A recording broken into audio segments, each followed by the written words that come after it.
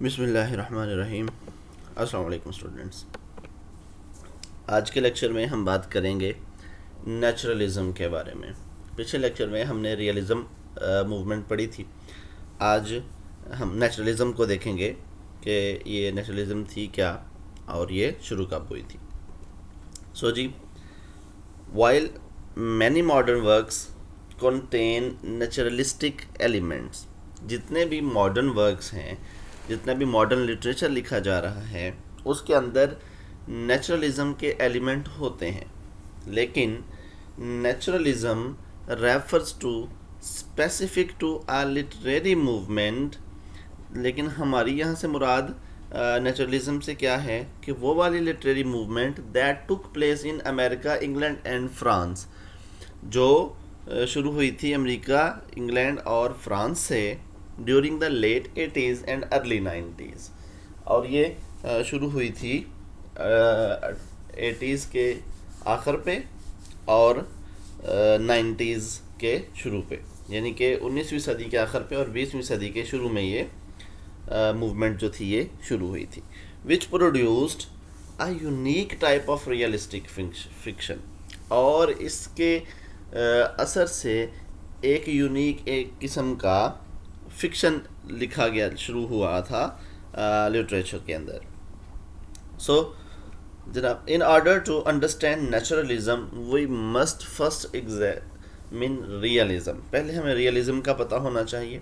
ہم پچھلے لیکچر میں ویسے ریئلزم کی بات کر چکے ہیں، لیکن اوور ویو لے لیتے ہیں۔ Realism portrays life realistically without sugar coating, کہ ریئلزم جو تھے، ریئلزم کے اندر کیا کیا جاتا تھا، لائف کو ریئلسٹیکلی جیسے تھی زندگی ویسے ہی پیش کیا جاتا تھا، بنا کسی بڑھا چڑھا کے، بنا کسی شوگر کوٹ۔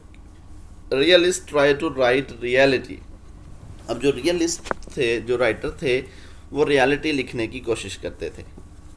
پھر records the smaller detail of every day life, things that are likely to happen between lunch and supper, کہ چھوٹی سے چھوٹی ڈیٹیل ایوری ڈے لائف کی، یعنی کہ اس دور کے اندر جو کچھ بھی ہو رہا تھا اسے ہو بہو جو تھے وہ لکھنے کی کوشش کر رہے تھے جو ریئلسٹ رائٹر تھے۔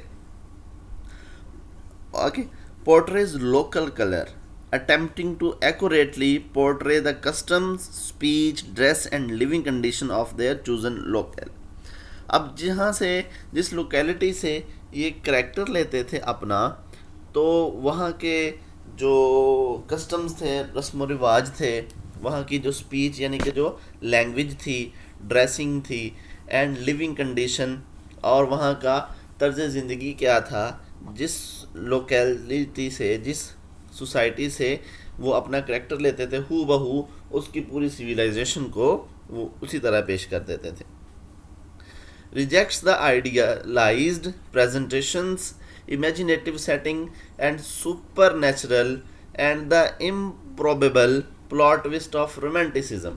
اچھا، ریئلزم سے پہلے جو موومنٹ تھی وہ کون سی تھی؟ رومانٹسزم تھا، اور رومانٹسزم میں کیا تھا؟ امیجینیٹو چیزیں تھیں، سپر نیچرل تھیں، اینڈ امپروبیبل پلاٹ ٹوسٹ تھے رومانٹسزم میں۔ لیکن یہ جو ریئلسٹ تھے، انہوں نے یہ جو تخیلاتی خیالی کہانیاں تھیں، سپر نیچرل چیزیں تھیں، اور امپروبیبل جو ٹوسٹ تھے، غیر جو توقعاتی چیزیں نہیں ہوتی تھیں، یعنی کہ سٹوری جو تھی ایکسٹریم میں نہیں چلتی تھی، اس میں پلاٹ ٹوسٹ آ جاتے تھے جو امپروبیبل ہوتے تھے، جن کا کوئی پہلے سے ہم نہیں، کوئی اندازہ نہیں لگایا جا سکتا تھا۔ یہ تھی ریئلزم موومنٹ جو تھی۔ Naturalism is essentially realism with an additional fact determinism۔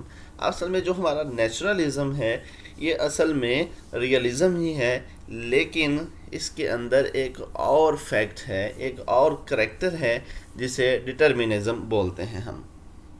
G, determinism کیا تھا کہ characters do not have free will, external and internal forces control their behaviour, یعنی کہ یوں کریکٹرز جو ہیں، یعنی کہ یوں سمجھ لیجئے کہ جو ہیومن بینگ ہیں ان کے اندر فری ول نہیں ہوتی، ایکسٹرنل اینڈ انٹرنل فورسز، کچھ فورسز انسان کے اندر ہوتی ہیں، کچھ باہر کی فورسز ہوتی ہیں جو ان کے بیہیویئر کو کنٹرول کرتی ہیں. So this belief is called determinism. یہ جو یقین تھا جن لوگوں کا جو اس بات پہ بلیو کرتے تھے وہ ڈٹرمنزم کہلاتا ہے. اور are determinist believe in the existence of the will. وہ سارے جو ڈٹرمنسٹ ہیں وہ اس بات پہ یقین کرتے ہیں کہ ول ہوتی ہے، but the will is enslaved due to multitude of reasons. لیکن جو ول ہے، جو انسان کی اپنی مرضی ہے، وہ غلام ہوتی ہے بہت ساری وجوہات کی، بہت ساری ریزنز کی. اور characters attempting to exercise free will are hamstrung by forces beyond their control. اور وہ والے کریکٹرز، وہ والے ہیومن بینگز جو اٹیمپٹ کرتے ہیں اپنی فری ول کو استعمال کرنے کی کوشش کرتے ہیں، وہ جو فورسز ہوتی ہیں جو انہیں کنٹرول کر رہی ہوتی ہیں وہ ان کے غلام بن کے رہ جاتے ہیں. یا پھر ان کا یہ بلیو تھا کہ لائف از این اناسکیپیبل ٹریپ، کہ یہ جو زندگی ہے، یہ جو لائف ہے، یہ کہ ایسا ٹریپ ہے، ایسا پھندا ہے جو اناسکیپیبل ہے، اس سے کوئی بھاگ دوڑ نہیں سکتا، اس سے کوئی نکل نہیں سکتا. سو جو ڈٹرمنسٹ تھے بیسیکلی جیسے وہ تھامس ہارڈی نے کہا تھا کہ man is a puppet in the hands of God, کہ انسان جو ہے یہ پتلا ہے قسمت کے ہاتھوں میں، خدا کے ہاتھوں میں. تو یہی بلیو تھا ڈٹرمنسٹ کا کہ جو فری ول ہے، جو انسان کی اپنی مرضی ہے، یہ ایگزسٹ نہیں کرتی. یہ ایگزسٹ تو کرتی ہے، یہ دھوکہ ہے انسان کے لیے، لیکن جو انسان کی مرضی جو ہے بھی، وہ بھی بہت ساری وجوہات جو ہیں، بہت سارے فیکٹرز جو ہیں وہ انہیں کنٹرول کرتے ہیں. انسان اپنی مرضی استعمال نہیں کر سکتا. سو یہ ایک ایڈیشنل فیکٹر تھا ریئلزم کے اندر جو اسے نیچرلزم بناتا ہے. سو جی، کریکٹرز ایز میرینیٹس. میرینیٹس کہتے ہیں پپٹس کو، جو پتلے ہوتے ہیں. So naturalist view individuals as being at the mercy of biological and socio economic forces. اب نیچرلسٹ جو کہتے تھے کہ بایولوجیکل، سوشل اور اکنامکس یہ فورسز ہوتی ہیں جو کریکٹرز کو کنٹرول کرتی ہیں. Whereas realists hold that humans have some degree of free will that they can exercise to affect their situations. Naturalist جو تھے یہ کہتے تھے کہ انسان کی بالکل اپنی کوئی مرضی نہیں، اسے جو ہے بایولوجیکل، سوشل اور اکنامیکل ریزنز جو ہیں یہ کنٹرول کرتی ہیں. لیکن جو ریئلسٹ تھے ان کے خیال میں کہ انسان کے پاس تھوڑی بہت فری ول کی گنجائش موجود تھی، وہ انسان اسے مختلف جگہوں پہ استعمال کر سکتا تھا. اور things happen to people as if they were marionettes whose movement are entirely determined by forces beyond their control. کہ things happen to people، انسانوں کے ساتھ جو کچھ بھی ہوتا ہے وہ قسمت کی وجہ سے ہوتا ہے. as if they were marionettes، کیونکہ انسان جو ہیں یہ پپٹس ہیں، یہ پتلے ہیں. whose movement are entirely determined the forces beyond their control، کہ جو بھی قدم انسان اٹھاتا ہے، انسان جو کچھ بھی کرتا ہے، اس کے پیچھے فورسز ہوتی ہیں. وہ بایولوجیکل ہو سکتی ہیں، وہ سوشل ہو سکتی ہیں، وہ اکنامکس ہو سکتی ہیں، وہ کچھ اور بھی ہو سکتی ہیں. So forces beyond the characters control, کہ وہ کون سی فورسز ہیں جو کریکٹرز کو کنٹرول کرتی ہیں. پہلے نمبر پہ تو جی یہ ہے انوائرمنٹل جو ہے یہ ہماری فورسز ہوتی ہیں. دوسرے نمبر پہ سوشل کنڈیشنز ہوتے ہیں. پھر قسمت ہوتی ہے، فیٹ. انٹرنل پیشن ہوتا ہے انسان کا. پھر لسٹ ہے، گریڈ ہے، ڈیزائر آف ڈومیننس ہے، پلیئر اوور کمرشنل بیہیویئر ہے. یعنی کہ انوائرمنٹ ہے انسان کا، سوشل کنڈیشنز ہیں، چانس ہے یعنی کہ فیٹ ہے، اور انٹرنل پیشنز ہیں، انسان کے اندر جذبات کون سے ہیں. اور اس سے سب سے بڑھ کر جو انسان کے اندر لسٹ ہے، جو انسان کے اندر گریڈ ہے، یہ دیکھیے یہ جو لسٹ ہے انسان کے اندر، گریڈ ہے، ڈیزائر ہے، خواہشات ہیں انسان کے اندر، لالچ ہے، حسد ہے، اور ڈومیننس، اور انسان کا جو طاقتور ہونے کی خواہش ہے، انسان کا جو غلبہ پا لینے کی خواہش ہے، یا پھر پلیئر آف اوور کنورشنل بیہیویئر، یا پھر انسان کی جو انسٹنکٹ ہے پلیئر حاصل کرنے کی، یہ ساری کی ساری چیزیں جو ہیں یہ کنٹرول کرتی ہیں ہیومن بینگز کو. دیکھیے ہم نے یہ کہا تھا کہ اب کون کون سے فیکٹر ہیں؟ انوائرمنٹل فیکشن جو ہے انسان کے، یعنی کہ وہ والی فورسز جو بیہیویئر کو کنٹرول کرتی ہیں، جن کے زیر اثر ہم اپنی زندگیوں کو گزارتے ہیں، جن کے زیر اثر ہم اپنی زندگیوں کے فیصلے کرتے ہیں. تو ایک انوائرمنٹل، سوشل کنڈیشن، پھر فیٹ ہے، قسمت سب سے بڑا فیکٹر ہے. پھر اس کے بعد انٹرنل پیشنز ہیں، انسان کے اندر کے وہ جذبات ہیں، وہ احساسات ہیں، وہ کیا سوچتا ہے، وہ کیا کرنا چاہتا ہے. تو یہ بھی ساری کی ساری. اور پھر ہم نے کہا کہ وہ والی چیزیں جو نیچرلی انسان کے اندر ہے، لسٹ ہے، یہ گریڈ ہے، اور ڈیزائر ہے، خواہشات ہیں انسان کی، ڈومیننس ہے، یعنی کہ ڈیزائر فار ڈومیننس ہے نا، کہ انسان کی غلبہ پا لینے کی خواہش ہے. اور پھر پلیئر حاصل کرنے کی، انسان کی سکون حاصل کرنے کی، خوشی حاصل کرنے کی جو خواہش ہے. یہ ساری چیزیں جو ہیں یہ کنٹرول کرتی ہیں کریکٹرز کو، یعنی کہ ہیومن بینگز کو. اب سروائیول آف دا فٹیسٹ. اب یہ جو کچھ سائنٹیفک تھیوریز تھیں ان کے اوپر بیس کرتی تھی یہ تھیوری. یہ دیکھیے کہ یہ جو سروائیول آف دا فٹیسٹ یہ تھیوری تھی، اب اس کے اوپر جو ہے آپ دیکھیے کہ یہ کہتے ہیں کہ heavily influenced by the emergent scientific theories of the time. یعنی کہ جو نیچرلزم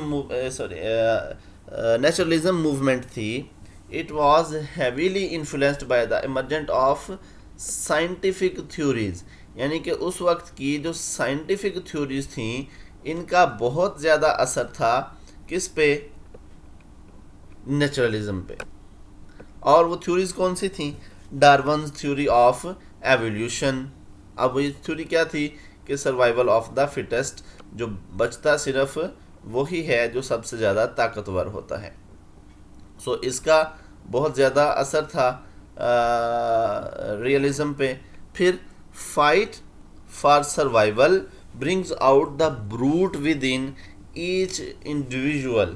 یعنی کہ اب اس تھیوری کے انڈر انسان جب یہ سوچنے لگا کہ سروائیول فٹیسٹ کا ہے، طاقتور ہونا چاہیے، تو پھر جو لڑائی تھی کس کے لیے؟ سروائیول کے لیے. برنگز آؤٹ دا بروٹ، اس نے انسان کو کے اندر ظلم پیدا کیا. پھر کانفلکٹ از آفٹن. اب جو کانفلکٹ تھا ہیومن بینگز کا وہ کس کے ساتھ ہوتا تھا؟ یہ ہوتا تھا جی مین اگینسٹ نیچر. یا تو انسان نیچر کے ساتھ لڑ رہا ہوتا تھا، جیسے اب یہ اپنی زمینیں بڑھانے کے لیے، اپنی انسانی آبادی کو پھیلانے کے لیے، کارخانے لگانے کے لیے کیا کیا؟ جنگل کو ختم کر دیا. اس طرح کی بڑی ساری مثالیں ہیں ہمارے پاس. تو یہ کیا تھا؟ یہ مین اگینسٹ نیچر تھا، لڑائی چل رہی تھی. اور پھر مین اگینسٹ ہم سیلف، اور انسان ایسے فیصلے کر رہے تھے جو اس کے خود کے ہی خلاف تھے.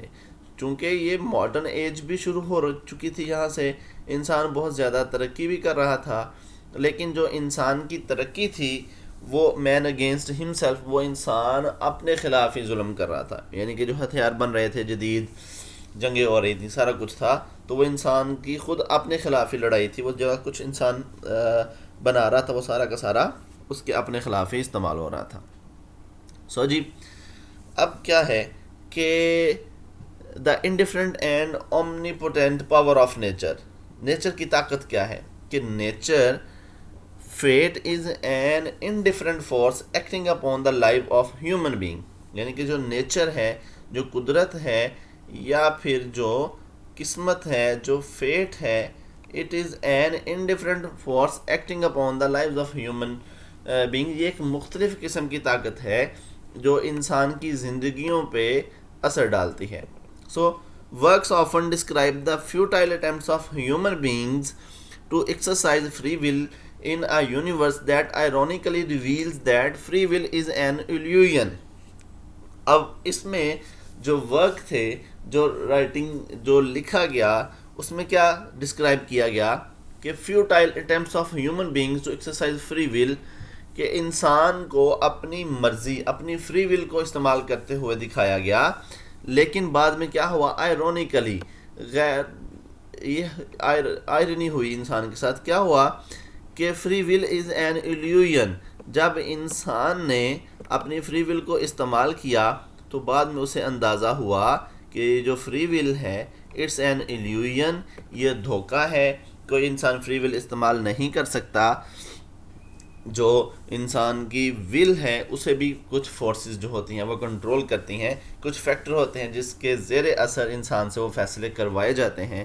انسان بذات خود اس قابل نہیں کہ وہ کوئی ڈیسیژن کرے.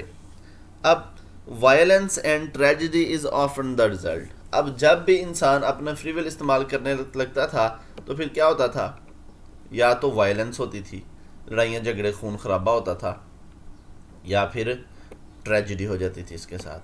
یعنی کہ ایسے حالات, کچھ اچھا کرنے کی کوشش کرتے تھے تو برا ہو جاتا تھا. سو یہ اس ایلیوژن کی وجہ سے ہے, نیچرل اور فیٹ کے, یعنی کہ یہ جو نیچر ہے, یہ فیٹ ہے جسے ہم قسمت بولتے ہیں, یہ جو اس کی طاقت تھی, جب انسان اس کے خلاف جا کے اپنی فری ول کو استعمال کرنے لگتا ہے, اپنے آپ کو کچھ سمجھنے لگتا ہے, تو پھر انسان کو اس دھوکے کا سامنا کرنا پڑتا ہے. تو پھر اس کی فری ول استعمال کرنے کے چکر میں یا تو ٹریجڈی ہو جاتی ہے اس کے پاس ساتھ, یا کوئی وائلنس ہو جاتی ہے. سو جی, اب سبجیکٹ میٹرز کیا تھے لٹریچر کے, جو نیچرلسٹ لٹریچر تھا, کہ generally deals with raw and unpleasant experience with reduce character to degrading behaviour as a struggle to survive. یعنی کہ اس میں کیا کیا جاتا تھا کہ ان پلینٹ ایکسپیرینسز کو بیان کیا جاتا تھا, وچ ریڈیوس کریکٹرز ٹو ڈیگریڈنگ, کہ یہ جو کریکٹرز تھے انہیں ڈیگریڈ کر دیا جاتا تھا اس کے بیہیویئر کو. کیوں؟ جب وہ اسٹرگل کر رہے ہوتے تھے سروائیول کے لیے. اور characters are mostly from the lower middle اور لوور کلاس. اب اس جو لٹریچر تھا نیچرلسٹ لٹریچر, اس میں جو ہمارے کریکٹرز لیے جاتے تھے وہ یا تو لوور مڈل کلاس سے ہوتے تھے یا پھر وہ جو تھے وہ لوئر کلاس سے ہوتے تھے. یعنی کہ ارسٹوکریسی جو تھی, ارسٹوکریٹس تھے, یا پھر سوفسٹوکیٹڈ کلاس جو تھی, اس کے کریکٹرز کو نہیں لیا جاتا تھا. جو نچلا طبقہ تھا عام طور پر اسے پورٹرے کیا جاتا تھا تھرو لٹریچر. اور جنرلی پروف ان پور, عام طور پر غریب اور جو ہیں ان ایجوکیٹڈ, کم پڑھے لکھے یا جاہل, بالکل پڑھے لکھے نہیں ہوتے تھے کریکٹرز, اور انسوفسٹیکیٹڈ, اور جن کے اندر کوئی زیادہ تہذیب و تمدن کا عنصر بھی نہیں پایا جاتا تھا, وہ والے کریکٹرز جو تھے انہیں پورٹرے کیا جاتا تھا through literature. Drama of the people working itself out in blood and filth, یہ ساری چیزیں تھیں جو سبجیکٹ میٹر تھا. یعنی کہ اس میں کیا تھا, جو کریکٹرز تھے وہ لوور مڈل کلاس یا لوئر کلاس سے لیے جاتے تھے, وہ عام طور پر پور ہوتے تھے, ان ایجوکیٹڈ ہوتے تھے اور انسوفسٹوکیٹڈ ہوتے تھے. اور جب وہ سروائیول کر رہے ہوتے تھے جب وہ فائٹ کر رہے ہوتے تھے فار سروائیول, تو ان کریکٹرز کو, ان کے بیہیویئر کو ڈیگریڈ کر دیا جاتا تھا. اس طرح سے یہ لٹریچر لکھا جا رہا تھا. سو جی, the characters are generally commonplace and the unheroic. اب ایک تو جو کامن پلیس ہوتے تھے, یعنی کہ جو کریکٹرز ہوتے تھے کوئی وہ نا کامن کریکٹرز, جیسے ہم نے ابھی کہا کہ جو مڈل کلاس اور لوئر مڈل کی بات کی ہم نے, تو وہاں سے ہوتے تھے. اور یا پھر دوسرا بات یہ تھی کہ ان ہیروئک, عام طور پر جو رائٹنگز ہوتی ہیں, عام طور پر جو لٹریچر ہے, آپ موویز دیکھ لیں, آپ ناولز پڑھ لیں, آپ کچھ کہانی کو پڑھ لیں تو عام طور پر جو کریکٹر جو ہوتا ہے وہ ہیروئک کریکٹر ہوتا ہے. تو یہاں پہ جو کریکٹرز تھے نیچرلزم میں وہ ان ہیروئک تھے. Life is usually the dull struggle of daily existence. اب زندگی کو کیسے پورٹرے کیا جاتا تھا کہ روز کی لڑائی سروائیول کے لیے. But the naturalist reveal qualities in their characters that are usually associated with the heroic and adventurous. لیکن جو ریئلسٹ تھے وہ اپنے جو کریکٹرز تھے ان میں یہ جو کوالٹیز دکھاتے تھے وہ ہیروئک بھی ہوتی تھیں اور وہ ایڈونچرس بھی ہوتی تھیں. لیکن نیچرلسٹ جو تھے یہ ڈل اپروچ کو جو تھے وہ پورٹرے کرتے تھے, یہ ہیروئک اور ایڈونچرس کوالٹیز کو